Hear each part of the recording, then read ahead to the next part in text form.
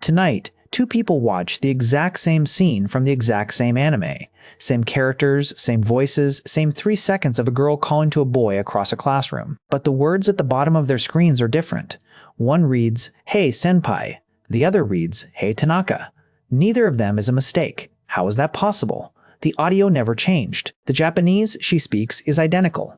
What changed is a decision made by a stranger about how to carry a sentence from one language into another, and two strangers made opposite choices. So why does a subtitle made by a fan differ so much from the official one you pay for? Start with something physical.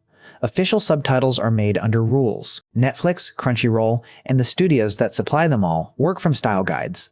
A line can only be so long. It can only stay on screen for so brief a moment. A common professional guideline is around 17 characters per second, roughly as fast as a comfortable reader can go. If the Japanese sentence is dense, the translator has to cut. There is no room for a footnote. A fansubber has no such rules. No client, no guide, no reading speed limit. So when a joke depends on a pun that does not survive in English, the fansubber does the thing a professional never can. They stop the screen and explain it. For years, this was a tradition, a little line of text pinned to the top, translator's note. It became so common that fans still joke about the most famous one of all, a note that solemnly explained a certain Japanese word simply meant plan. This freedom shows up most in honorifics. In Japanese, you rarely say a name bare. You attach something to it, san for politeness, chan for affection, sama for deep respect, kun for a younger man, senpai for someone above you at school or work. These small endings carry the whole temperature of a relationship. A character dropping the san from someone's name using their bare name for the first time can be a quiet, enormous moment. An official translator usually removes them. English does not work that way, and Mr. Tanaka-san reads as clutter. So they find another route, a shift in tone, a first name where there was a surname, a softer line. A fansubber tends to keep every honorific exactly as spoken, then add the note to explain it. To one viewer, that is faithful. To another, it is a subtitle littered with foreign words. Underneath all of this is a genuine disagreement about what translation is even for.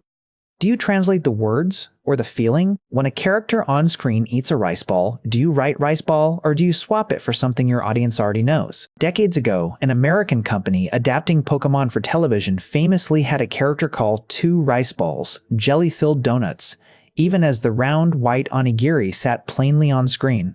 Fans never let it go. That is the fear at the heart of the whole debate. That smoothing something over for a new audience quietly erases where it came from. And there is history under the argument. Fan-made subtitles grew in the 1980s when dedicated viewers translated tapes by hand and then exploded once the internet made sharing effortless. It was unofficial, unpaid, and technically illegal. Fans were translating shows no company had licensed in their country yet. Many groups still followed a code of honor.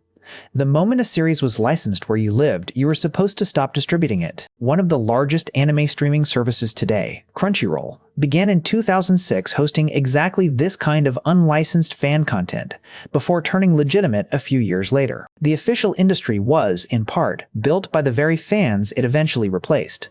So the two subtitles are not a right answer and a wrong one. They are two people answering the same impossible question. How much of the original do you carry across? And how much do you let go so that a stranger can follow along? The fan keeps everything and trusts you to catch up. The professional trims away everything that will not fit in a second and a half and trusts the story to survive the loss. Go back to that classroom. Senpai or Tanaka. One subtitle kept the word, the other kept the pace. Both were trying to hand you the same feeling, across a gap that no sentence ever fully closes. Every subtitle you have ever read was somebody choosing what to save. Now you know.